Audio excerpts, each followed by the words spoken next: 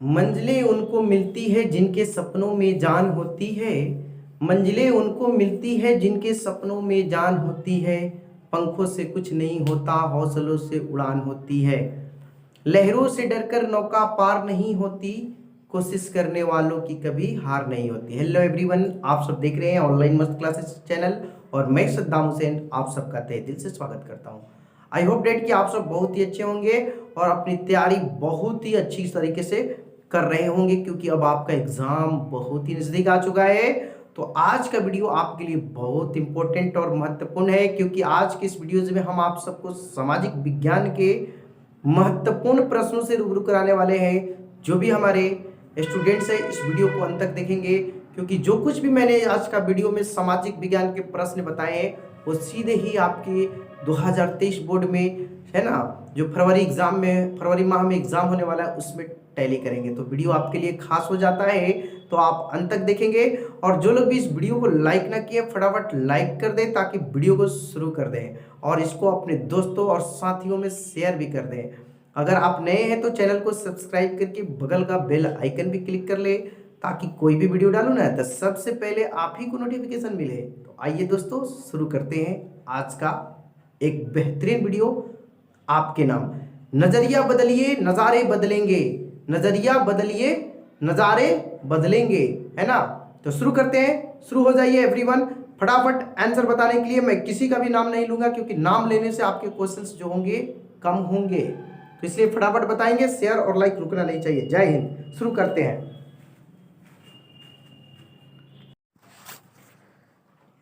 तो दोस्तों आज के इस वीडियोज में हम आप सबको एसएसटी सोशल साइंस जो भी स्टूडेंट 10th बोर्ड में है 2023 में परीक्षा देने वाले उनके लिए स्पेशल है। इस वीडियो में आपके एसएसटी के जितने भी पार्ट हैं उन सब क्वेश्चनों को बताऊंगा, इसलिए आप इस वीडियो को अंत तक देखिए। इतिहास देख सकते हैं, इतिहास के प्रश्न बताऊंगा, फिर इसके जस्ट बाद आपको इतिहास के बाद देखिए भूगोल भी आएगा, आपका भूगोल होगा।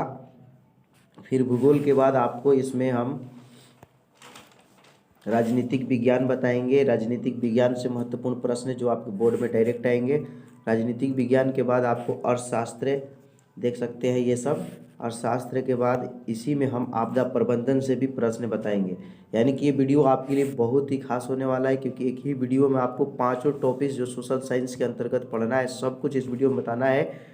आप लोग इस वीडियो को अंत तक देखें। सब लोग वीडियो को, जो लोग भी अभी तक लाइक ना किए फटाफट लाइक कर दे ताकि वीडियो को शुरू कर दे, और इसे अपने दोस्तों और साथियों में भी शेयर करें। अगर आप नए हैं तो चैनल को सब्सक्राइब करके बगल का बेल आइकन भी क्लिक कर ले, ताकि लेटेस्ट वीडियो का जो भी डालो उसका नोटिफिकेशन आप सबको मिलता रहे। तो आइए मेरे प्यारे स्टूडेंट्स, हम आपको उन सब क्वेश्चनों से रूबरू कराते हैं जो आपके एग्जाम में पूछते हैं। तो देखिए आपके सामने हम पहला क्वेश्चन लेकर आ चुके हैं। इतिहास से शुरुआत करते हैं, सब लोग रेडी हो जाइए। बहुत ही शानदार वीडियो है। देखिए पहला प्रश्न है कि गार्डन सिटी की अवधारणा किसने विकसित की थी, है ना। बहुत अच्छा प्रश्न है। पहला ऑप्शन है एबनेजर हावर्ड, दूसरा है विलियम, तीसरा है नेपोलियन थर्ड और तीसरा है डी है हासमान। ये प्रश्न एग्जाम में छपेगा। देखिए इसमें आप लोग फटाफट कमेंट बताएंगे। तो देखिए गार्डन सिटी की अवधारणा जो है इसमें आपका बिल्कुल ही सटीक आंसर 1 का ए होगा, एबनेजर हावर्ड। एबनेजर हावर्ड ने विकसित की थी। पहले का ए जिन भी स्टूडेंटों ने कमेंट में बताया उनका सही है। देखिए अगला प्रश्न, देखिए वीवीआई प्रश्न, बोर्ड मॉडल प्रश्न है, ये भी एग्जाम में आपके आएंगे। क्वेश्चन कहता है कि गिरमिटिया किसे कहा जाता है। बहुत अच्छा प्रश्न है। आपके ऑप्शन है अनुबंधित मजदूर को, रोगियों को, छिपकली को, अंग्रेजों को। तो देखो मेरे प्यारे स्टूडेंट, इसमें बिल्कुल ही सही जवाब आपका गिरमिटिया किसे कहते हैं। बिल्कुल इसका सटीक आंसर आपका ए होगा, अनुबंधित मजदूर को, ठीक है ना। दूसरे का ए एकदम सही जवाब है, अनुबंधित मजदूर गिरमिटिया मजदूर कहलाते हैं। चलिए तीसरा नंबर प्रश्न देखिए। तीसरा आपका प्रश्न है कि हिंद चीन पहुंचने वाले प्रथम व्यापारी कौन थे। अच्छा प्रश्न है। पहला ऑप्शन है अंग्रेज, दूसरा है फ्रांसीसी, तीसरा है पुर्तगाली और डी है डच। तो देखिए इसमें आपका बिल्कुल सही और सटीक आंसर 3 में आपका हो जाएगा। हिंद चीन पहुंचने वाला प्रथम व्यापारी जो था उसका नाम था पुर्तगाली, ठीक है। 3 का सी बिल्कुल सही और करेक्ट आंसर है, पुर्तगाली। जिनके भी कमेंट में सही है। चलिए मेरे प्यारे स्टूडेंट्स, आपको क्वेश्चन नंबर 4 दिखाते हैं। देखिए 4 आपका प्रश्न है कि अखिल भारतीय ट्रेड यूनियन कांग्रेस की स्थापना कब हुई थी। पहला ऑप्शन 1848, दूसरा 1858, तीसरा 1885 और डी है 1920। ये भी प्रश्न आपके एग्जाम में छपेंगे। अखिल भारतीय ट्रेड यूनियन कांग्रेस की स्थापना एवरीवन बताएंगे जल्दी से। हाँ तो देखिए इसमें आपका बिल्कुल सही और सटीक answer Akhil Bharatiya trade union Congress की स्थापना जो है 1920 में हुई थी। बिल्कुल इसमें आपका डी सही है, 4 का डी जिनके भी कमेंट में है सही है। चलिए आगे देखिए 5 नंबर प्रश्न। 5 आपका कहता है कि बेस्टिल का पतन कब हुआ। अच्छा प्रश्न है। 5 मई 1789, 20 जून 1789, 14 जुलाई 1789 या 27 अगस्त 1789, है ना। बेस्टिल का पतन बताना है। तो मेरे प्यारे स्टूडेंट्स इसमें आपका बिल्कुल ही सही जवाब सी हो जाएगा। 14 जुलाई 1789 ईस्वी को बेस्टिल की क्या हुई थी, पतन हुआ था, खत्म हुआ था। बिल्कुल ही 5 का सी सही जवाब है। चलिए मेरे प्यारे स्टूडेंट 6 नंबर प्रश्न देखिए आपका कहता है कि प्रथम विश्व युद्ध कब आरंभ हुआ। बहुत अच्छा प्रश्न है। पहला ऑप्शन 1941 ईस्वी, दूसरा है 1952, तीसरा है 1950 और डी है 1914 ईस्वी। प्रथम विश्व युद्ध के बारे में बताना है कि इसकी शुरुआत कब हुई थी। हाँ तो मेरे प्यारे स्टूडेंट इसमें बिल्कुल ही सटीक आंसर आपका हो जाएगा ए एकदम सही है। 1914 ईस्वी में प्रथम विश्व युद्ध की शुरुआत हुई थी। सॉरी ए नहीं, ये डी ऑप्शन होगा, है ना, गलती से टाइपिंग हुआ है। अब ये बताइए कि प्रथम विश्व युद्ध जो है इसका अंत कब हुआ था। एवरीवन बताएंगे, इंपॉर्टेंट प्रश्न है। हाँ तो 6 में बिल्कुल ही सही जवाब आपको 1918 हो जाएगा। प्रथम विश्व युद्ध की शुरुआत 1914 में हुई थी और इसका अंत जो है 1918 में हुआ था। बिल्कुल सही जवाब। आप लोग को इस वीडियो में हम 40 प्रश्न कराने वाले हैं। 40 ही आपको ऑब्जेक्टिव प्रश्न परीक्षा में भी टिक करना है। और आज की इस वीडियो में हम देखेंगे कि कौन सा ऐसा स्टूडेंट है जिसको 40 का 40 ऑब्जेक्टिव सही है। ठीक है, इसलिए आप लोग अंत तक इस वीडियो को देखेंगे। 40 में 40 सही किनका होता है। चलिए आगे बढ़ने से पहले एक बार अपने प्यारे स्टूडेंटों से रिक्वेस्ट करूंगा, जो लोग भी अभी तक इसमें लाइक ना किए हैं प्लीज़ आप लोग लाइक कर दें और इसे, है ना, शेयर कर दे ताकि और भी स्टूडेंट्स लाइव क्लास के साथ जुड़े सके। सब लोग फटाफट लाइक शेयर करना ना भूलें।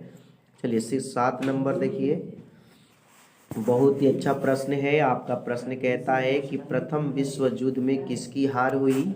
बहुत अच्छा प्रश्न है। पहला है अमेरिका की, दूसरा है जर्मनी की, तीसरा है रूस की और चौथा है इंग्लैंड की। बहुत अच्छा प्रश्न एग्जाम में छपेगा। प्रथम विश्व युद्ध में किसकी हार हुई, एवरीवन बताएंगे। चलिए मेरे प्यारे स्टूडेंट्स आपको हम इसके सटीक आंसर बताते हैं। प्रथम विश्व युद्ध में किसकी हार हुई, इसका बिल्कुल ही सही जवाब बी होगा, जर्मनी की। ठीक है, प्रथम विश्व युद्ध में जर्मनी हार गया था। बिल्कुल 7 का बी जिनके भी कमेंट में सही है आपको बहुत ही अच्छे अच्छे प्रश्न इस वीडियो में बताएंगे। चलिए आगे देखते हैं क्वेश्चन नंबर 8 आपका क्या कहता है। देखिए 8 भी बहुत अच्छा प्रश्न है कि हिटलर का जन्म कहाँ हुआ था। जर्मनी में, इटली में, जापान में या ऑस्ट्रिया में हिटलर का जन्म बताना है। हाँ तो मेरे प्यारे स्टूडेंट देखिए 8 का बिल्कुल ही सही जवाब आपका ए हो जाएगा। हिटलर का जन्म जर्मनी में हुआ था। 8 का ए बिल्कुल सही जवाब है, जर्मनी। बिल्कुल सटीक और 100% राइट आंसर है, जर्मनी। चलिए 8 के बाद चलते हैं 9 नंबर प्रश्न में। 9 है आपका कि भारतीय वन अधिनियम कब पारित हुआ। 1864 ईस्वी, 1865, 1885 या 1874। वन अधिनियम के बारे में बताना है। बिल्कुल ही इसका सटीक आंसर बी होगा, 1865 में वन अधिनियम पारित हुआ था। 9 का बी सही है। चलिए आगे 10 नंबर प्रश्न देखिए, ये भी बहुत ही अच्छा और न्यू प्रश्न है कि तिलका मांझी का जन्म किस ईस्वी में हुआ था। तिलका मांझी का 1750, 1774, 1785 या 1850।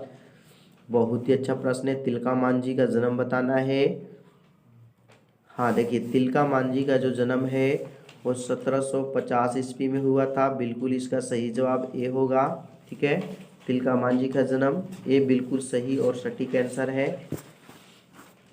अब यहाँ से हिस्ट्री के बाद हम आप लोग को ज्योग्राफी की दुनिया में ले चलते हैं। यहाँ से आपके ज्योग्राफी के प्रश्न पूछे जाएंगे।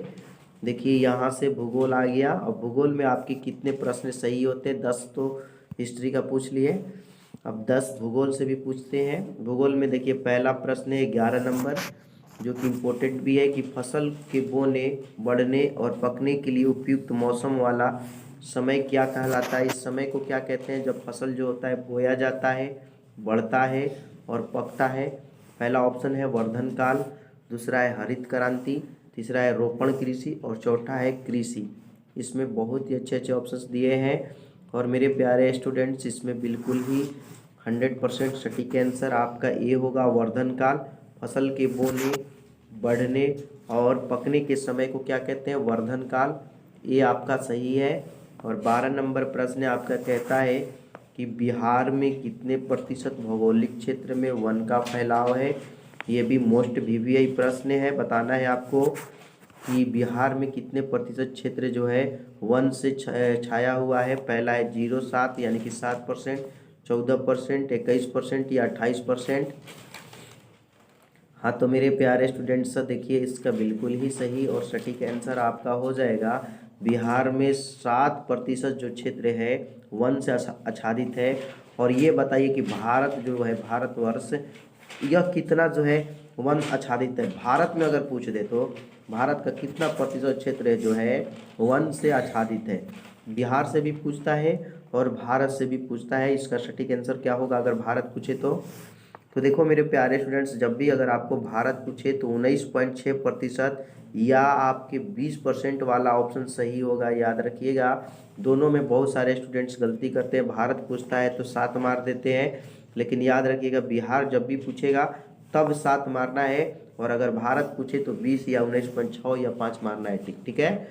चलिए मेरे प्यारे स्टूडेंट्स 13 नंबर प्रश्न देखेंगे, इम्पोर्टेंट है, ये भी बहुत बार परीक्षा में आया है, मोस्ट वीवीआई प्रश्न है कि यूरेनियम का प्रमुख उत्पादक स्थल बताना है। डिगबोई, बाबा बुदन, जादूगोड़ा या घाटशिला। देखिए इसमें ना आपका बिल्कुल ही सही और सटीक आंसर 13 में जिनके भी कमेंट में सी है यानी कि जादूगोड़ा है, सही है।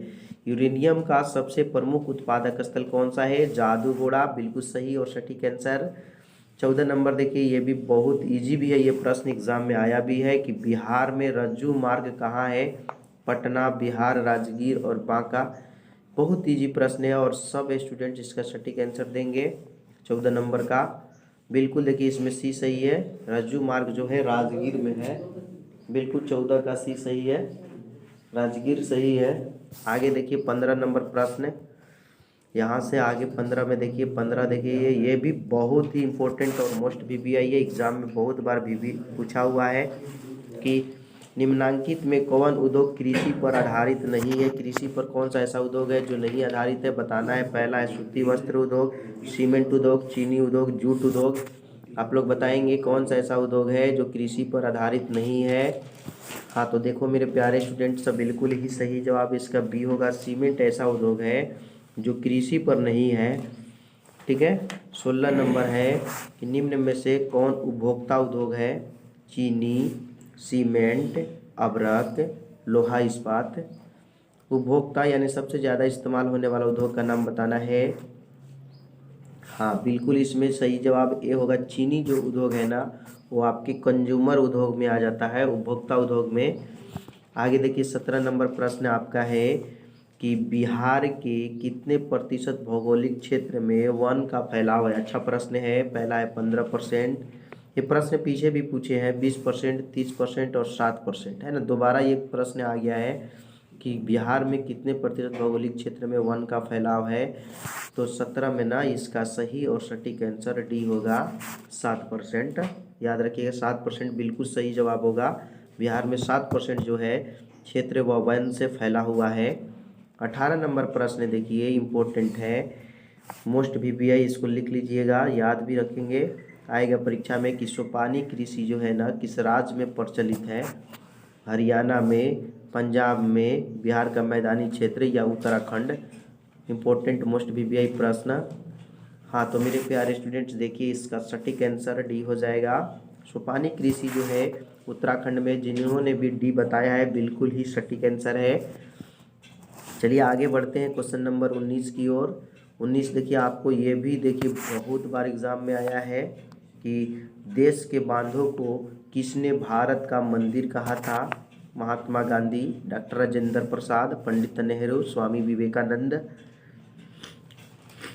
हाँ तो मेरे प्यारे स्टूडेंट्स देखिए इसका बिल्कुल ही सटीक आंसर आपका हो जाएगा, है ना, पंडित नेहरू जी ने देश के बांधों को भारत का मंदिर कहा था। It is right answer C. बहुत सारे स्टूडेंट ने सी बताया है। चलिए आगे देखिए 20 नंबर, देखिए 20। इसके बाद टॉपिक चेंज होगा, भूगोल के बाद हम आपको राजनीतिक विज्ञान से प्रश्न पूछेंगे। मरुस्थलीय मृदा किस राज्य में पाया जाता है? अच्छा प्रश्न है। उत्तर प्रदेश, राजस्थान, कर्नाटक या महाराष्ट्र? मरुस्थलीय मृदा के बारे में बताना है। हाँ तो मेरे प्यारे स्टूडेंट्स इसमें बिल्कुल सटीक आंसर भी हो जाएगा। मरुस्थलीय मृदा जो है राजस्थान में पाया जाता है, बिल्कुल और सही और सटीक आंसर है बी।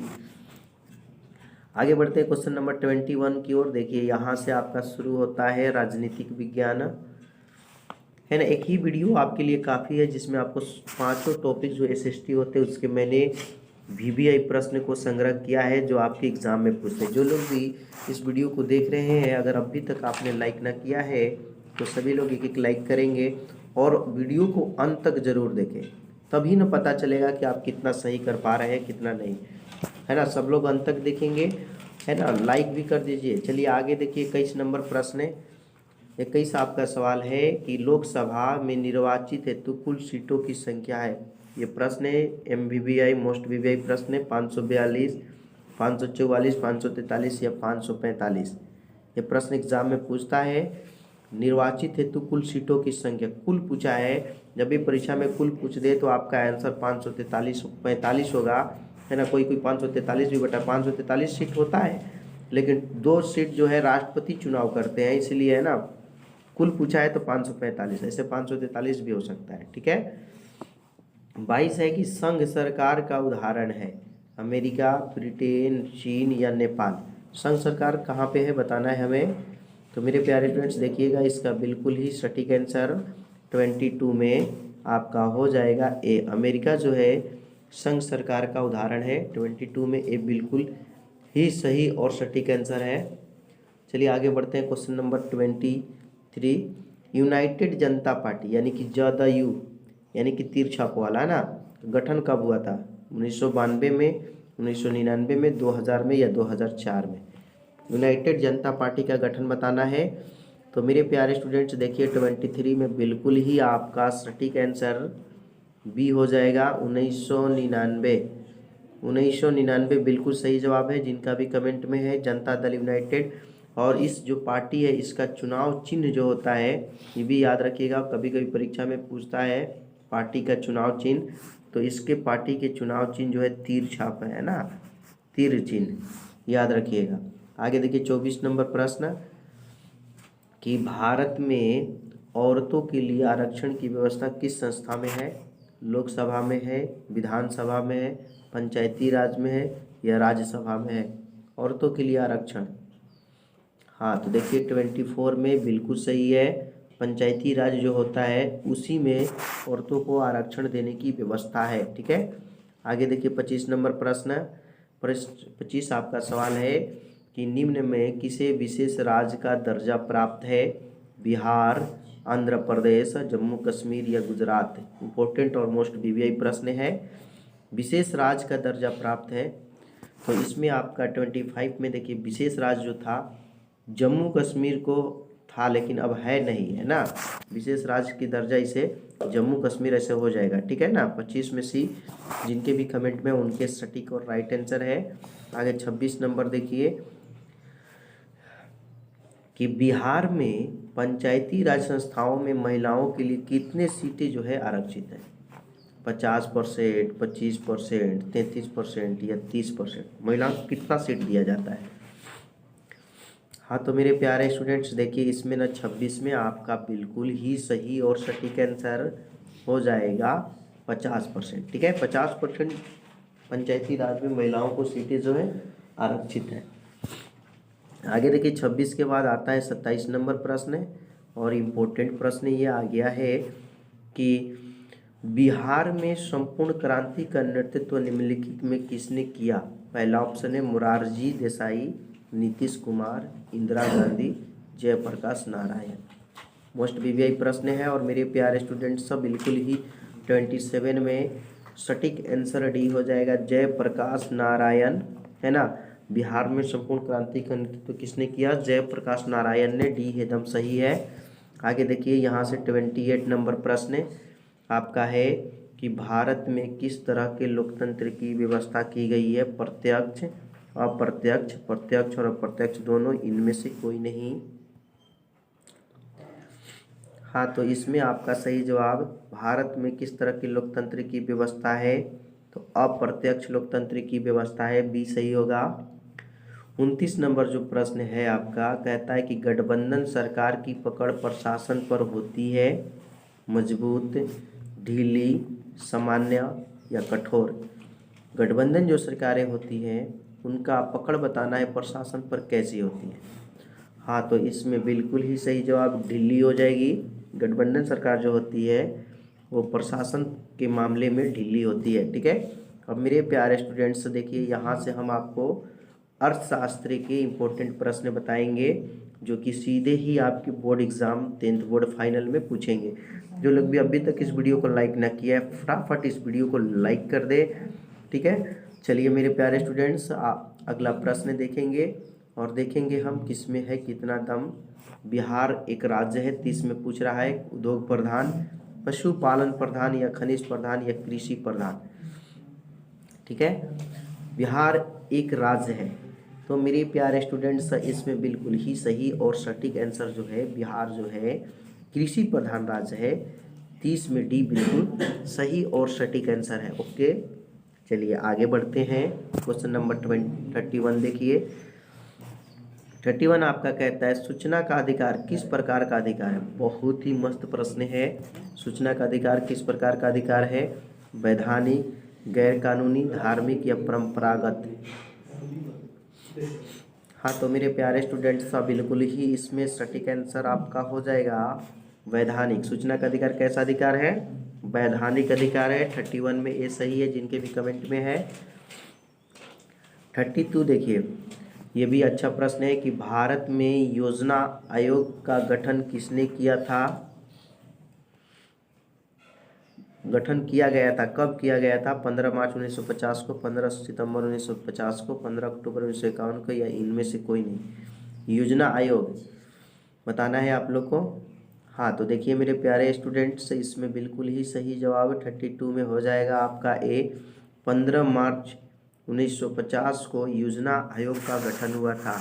अब बताएंगे आप लोग यहाँ पे क्वेश्चंस कि योजना आयोग के जो अध्यक्ष होते हैं वो कौन होते हैं, ये भी पूछता है और हर साल पूछा हुआ प्रश्न है ये। बताइए योजना आयोग के अध्यक्ष कौन होते हैं? हाँ, बिल्कुल ही सही जवाब आपका पीएम हो जाएगा। पीएम यानी प्रधानमंत्री जो होते हैं योजना आयोग के अध्यक्ष होते हैं। चलिए आप लोग बताइए कि जो पहला योजना आयोग बना था ना, पहला, उसके अध्यक्ष कौन थे? पहला योजना आयोग के अध्यक्ष का नाम बताना है। एवरीवन बताएंगे प्रथम योजना आयोग के अध्यक्ष का नाम। हाँ, तो देखिए इसका बिल्कुल ही सही जवाब पंडित नेहरू, है ना। पंडित नेहरू बिल्कुल सही जवाब है। पंडित नेहरू जो थे योजना आयोग के पहले अध्यक्ष थे, ठीक है। आगे देखते हैं। 33 नंबर प्रश्न कहता है, व्यावसायिक बैंकों का राष्ट्रीयकरण किया गया, कब किया गया? 1966 में, 1969 में, 1975 में, 1980 में। व्यावसायिक जो बैंक है उसका राष्ट्रीयकरण। हाँ, तो मेरे प्यारे स्टूडेंट्स इसमें बिल्कुल ही सही जवाब 1969 में किया गया व्यावसायिक बैंकों का राष्ट्रीयकरण। और कितने बैंक थे बताएंगे आप लोग, कितने बैंकों का राष्ट्रीयकरण किया गया? हाँ, तो इसमें आपका सही और सटीक आंसर व्यावसायिक बैंक जो थे 19 गो बैंकों का राष्ट्रीयकरण 1969 में हुआ था। याद रखिएगा, ये भी पूछता है। तो 33 हो गया। आगे बढ़ते हैं 34। देखिए ये भी बहुत अच्छा प्रश्न है कि भारतीय रिजर्व बैंक की स्थापना कब हुई? 1934, 1935, 48 या 51। भारतीय रिजर्व बैंक के बारे में बताना है। हाँ, तो मिलाएंगे इसका सटीक आंसर आपका बिल्कुल ही डी होगा। 1935 में भारतीय रिजर्व बैंक की स्थापना हुई थी 1935 में। और 35 आपका प्रश्न है, वैश्वीकरण के मुख्य अंग कितने हैं? 1 है, 2 है, 3 है या 5 है? वैश्वीकरण के मुख्य अंग बताना है। तो देखिए इसमें आपका सही और सटीक आंसर जो है वैश्वीकरण के मुख्य अंग 5 है। ठीक है, तो 35 में जिनका भी कमेंट में डी है उन सभी का सही जवाब है। और 36 नंबर देखिए वीवीआई प्रश्न है कि उपभोक्ता अधिकार दिवस कब मनाया जाता है? 17 मार्च, 15 मार्च, 19 अप्रैल या 22 अप्रैल? उपभोक्ता अधिकार दिवस के बारे में बताना है। हाँ, तो देखिए 36 में आपका बिल्कुल ही सही जवाब, उपभोक्ता अधिकार दिवस जो है 15 मार्च को मनाया जाता है। ठीक है ना, 36 में आपका क्या होगा? बी बिल्कुल सही जवाब है, उपभोक्ता अधिकार दिवस 15 मार्च। ठीक है, 36 में बी जिनका भी कमेंट में उन सभी मेरे प्यारे स्टूडेंटों का सटीक आंसर है। 37 नंबर देखिए यहाँ पे आपका कहता है कौन बीमारू राज्य यानी सिख नहीं है? पहला है ऑप्शन बिहार, दूसरा है मध्य प्रदेश, सी है कर्नाटक और डी है उड़ीसा। इसमें से हमें चूज करके बताना है कि बीमारू राज्य नहीं है। तो बीमारू राज्य में देखिए लिखिएगा तो BI से बिहार होता है ना, M से महाराष्ट्र होता है। इस तरह से आपके सारे नाम आ जाएंगे लेकिन कर्नाटक नहीं आएगा बीमारू में, इसलिए आपका 37 का सी बिल्कुल सही जवाब है। आगे देखिए 38, ये भी अच्छा प्रश्न है और परीक्षा में पूछता है कि भारत की वित्तीय राजधानी किस शहर को कहा गया है? दिल्ली, मुंबई, पटना या बेंगलोर? इम्पोर्टेंट और मोस्ट वीवीआई प्रश्न है। तो 38 में देखिए बिल्कुल सही जवाब है आपका बी, यानी कि मुंबई। मुंबई को जो है ना वित्तीय राजधानी कहा जाता है।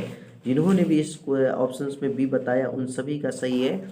चलिए अब यहाँ से हम आपको आपदा प्रबंधन के प्रश्न बताते हैं और वो आपदा प्रबंधन के प्रश्न बताएंगे जो आपके सीधे ही बोर्ड एग्जाम में पूछेंगे। तो 39 नंबर देखिए प्रश्न है, निम्नलिखित में कौन प्राकृतिक आपदा है? आग लगना, बम विस्फोट, भूकंप या रासायनिक दुर्घटना? इसमें से बताना है। नेचुरल है ना आपदा के बारे में। पहला है ऑप्शन देख सकते हैं 4 ऑप्शंस।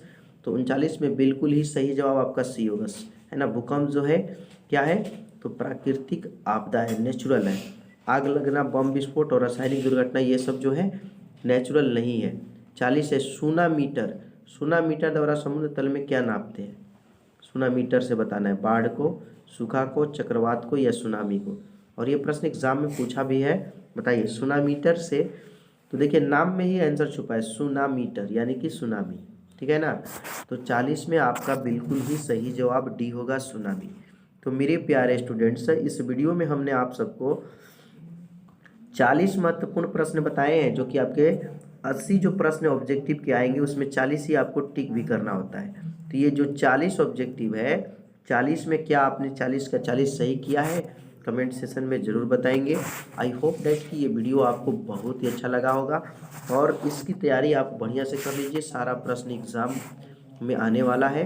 और अगर आपने इस वीडियो को अभी तक लाइक ना किया है तो चलते चलाते इस वीडियो को लाइक कर दें और इसे अपने दोस्तों में भी शेयर कर दें।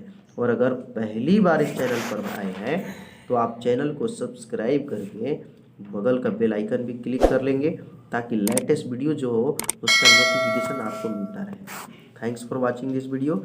जय हिंद, जय भारत।